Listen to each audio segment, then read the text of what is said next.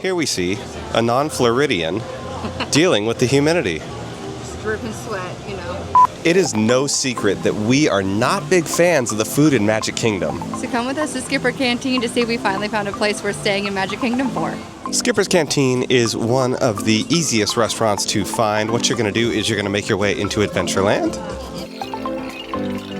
And once you are inside the land, it's going to be one of the first stops on the right, just past Sunshine Tree Terrace, which is just directly ahead. And as you come around this corner, you'll see Swiss Family Treehouse directly ahead. And if you take an immediate right, you'll see the sign for Skipper's Canteen. We just checked into Skipper's Canteen, and now we're just kind of in the waiting area. We are a little early, and we just wanted to take a moment to say that if you do arrive a little early before your window of time, it's not always a guarantee, but sometimes they can make accommodations to get you in early. It always depends, of course, on how busy the restaurant is. They said that they're going to make it work for us to get us in early. It's one of the easiest restaurants to get into. I think that people overlook it. I don't know why. It is an extension of the Jungle Cruise. So your server is a Jungle Cruise captain. Skipper. A Jungle Cruise skipper. They don't deserve to be called captains. Rude. They're a Jungle Cruise skipper that is now serving your table. So it's a tiny bit of an antiques restaurant, but it's not a full-blown antiques restaurant. But the menu can be a little bit... adventurous? Yeah, that's a good word for it. So it might not be friendly for everybody in your family. We're going to go in and see. We came here on our honeymoon. We're giving it another shot. Okay, so we've been sat. I wanted to go over the pace of this restaurant just because it is a little bit quicker. At the end of the day, you're in a theme park, and they're going to assume that you want to get out and back to what you're doing. So we've already placed an appetizer and our main course. They do it pretty quickly. I imagine our food will be here really fast, but it's something to keep in mind if you're like, oh, this place looks interesting, but I don't want to take an hour. I don't think this is going to be an hour. I think we'll be out of here in 30 to 45 minutes. All right, call me 7 years old, but I went with a Fanta Orange. It just sounded good. It's been hot, it's been raining. Comfort soda. You look hot in all that plaster. Drink some Fanta faster, faster. For tonight's appetizer, we went with the Brazilian cheese bread.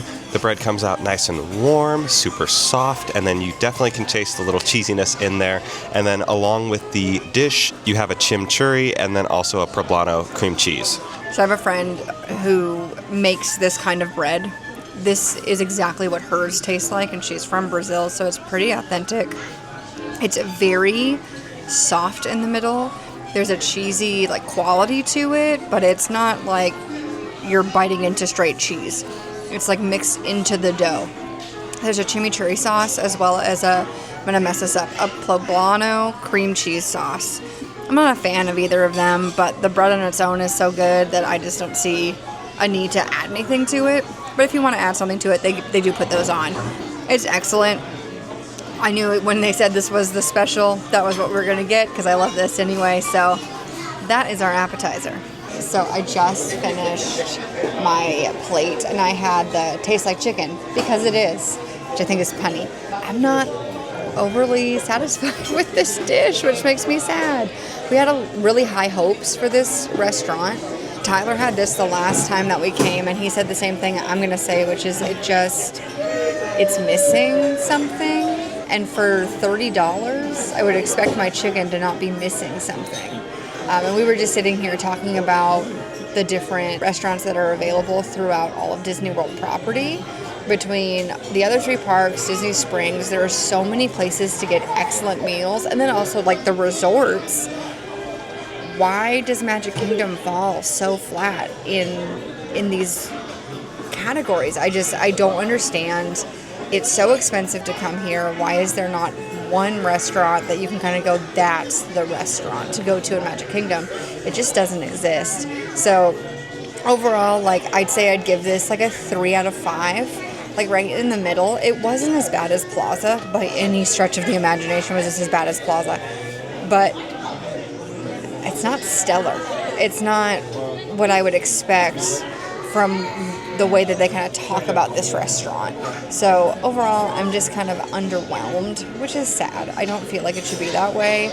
I will say the sauce that my chicken was sitting in was very flavorful. I did really enjoy that part of it, but there wasn't enough to kind of save the dish. And I'm not going to sit here and ask for 8 different things of extra sauce to be dipping every single piece of chicken in so that it's caked in the sauce. Like, that's not how it should work. I think there just needs to be a little bit more flavoring in the actual chicken itself. I mean, you won't have this issue. So overall, just not the best that I've had. Not the worst, but not the best. As for me, I had the Hearty Har Char Siu Pork. This is char, Siu glazed smoked pork chop served with scallion rice and Marin stir-fried vegetables. First off, I didn't really touch the vegetables because it was mainly kale, and that's not one that I really enjoy, so hate me in the comments for it, but you know what, it's just not my thing. The rice was very nice. I kind of needed to glaze it with the overflowing of the Siu glazed, and that was very sweet, had a slight smokiness to it. The pork chop was done well, and it was just kind of nice and tender, super soft and easy to bite through. Overall, the pork chop is probably where I would go on the menu if I were to come back again. I have a hard time with the price, and I know that there's already an elevation for Disney pricing, especially at a table service restaurant, but even in theme parks, whenever you do sit down at a table service restaurant, you're going to expect to pay a little bit more. It's a good pork chop. Is it worth $32? Not entirely sure. I would say that the dish is close to being a home run, but at best, this is an RBI single. Ultimately, as a baseball player, you'd be happy with an RBI single, but you're going to want a double or a triple or even a home run. You're always going to be left wanting more. So ultimately, not bad, but I don't know that this is really going to convince me that Skipper's Canteen is worth the stop every single time, especially when it takes so much time out of your park day and you're already paying an elevated price. One additional thought that I'm just kind of rolling around in my head with is Ann and I are big believers of leaving Magic Kingdom when it comes to getting lunch or dinner. Now, our preferred method of leaving the park to get a meal would actually be going to the Contemporary, the Polynesian Resort, or the Grand Floridian. Obviously, when you bring in the thought of leaving the park to go get a meal, first thing that might come to your mind is that's going to take a good amount of time out of the day. I will say, though, if you are utilizing the monorail is fairly efficient. If you get on a resort line, there's usually 3 monorails running at a time out of the 12 they have in their fleet. And so those typically come about every 5 minutes, and it really doesn't take that long to get from Magic Kingdom to Contemporary or the Grand Floridian or even the Polynesian. So I think we still are big believers of leaving the park to go get lunch or dinner, but I will say, at least for me, this is probably the best meal you're gonna get when you're in Magic Kingdom. Okay, so we just finished up with our meal and it was very fun. Just a couple of quick hits before we sign off for the day.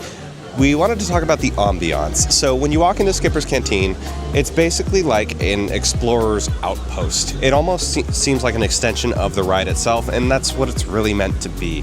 You see a lot of little knickknacks on the walls from the expeditions and the explorations that they've done on these various Jungle Boat cruises. The whole idea, and this kind of ties into the service, is that all your servers are going to be skippers from the Jungle Cruise, and so you're going to get kind of the same bad punny jokes, a little bit on the antic side, but not as heavy as you would find at 50s Primetime over in Hollywood Studios. That type of restaurant, you're going to get put in the corner if you have your elbows on the table or if you don't finish your vegetables. Here, they might just give you a couple of little quick jokes and funny things here and there, but ultimately, they're going to give you a pretty decent experience. Yeah. We felt like they did a great job. The service was excellent. The vibes of the restaurant were great. Our big gripe is going to be quality of food and price. We say this all the time, but we get it. It's Disney. It's expensive. It doesn't need to be as expensive. Our lunch today was the same price as our dinner. Our lunch today, we had 2 courses, or I'm sorry, not 2 courses. 2 entrees. 2 entrees, an appetizer, and I had an adult beverage. For us to have water, an appetizer, and 2 entrees, and it to come out the exact same. I mean, Tyler had a soda too. That might have been what pushed it over. But I had a soda at lunch today too. You did have a soda at lunch. That's fair. So for that to come out the same price is just hard for me. And then to have the quality of the food not be the highest quality, it drives me nuts because we've been talking about this. Like, this is probably the restaurant that we would recommend to people to come to in Magic Kingdom, but we feel like we need to give you fair warning. This is not the best restaurant you're going to eat at, but it's great if you need something, you want to sit down, you want to get out of the heat. It's going to do that. You're going to have a good time. Your server's going to treat you well. You're going to have some fun things to look at. That's all great. Just don't expect amazing, wonderful, awesome food. And I do think it depends on who's in the kitchen.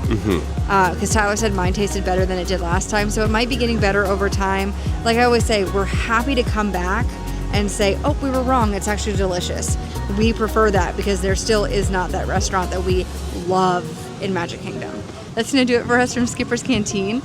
Thank you guys so much for watching. Of course, if you liked this video, please go ahead and like and subscribe. Also in our description is the link to our Instagram. Be sure to give us a follow there. But we hope you guys enjoyed the video today. We hope you enjoyed it as much as we did, though that it wasn't a home run for us. Otherwise, there's nothing else for us to say. Then we'll see you guys at the next stop. Bye, guys.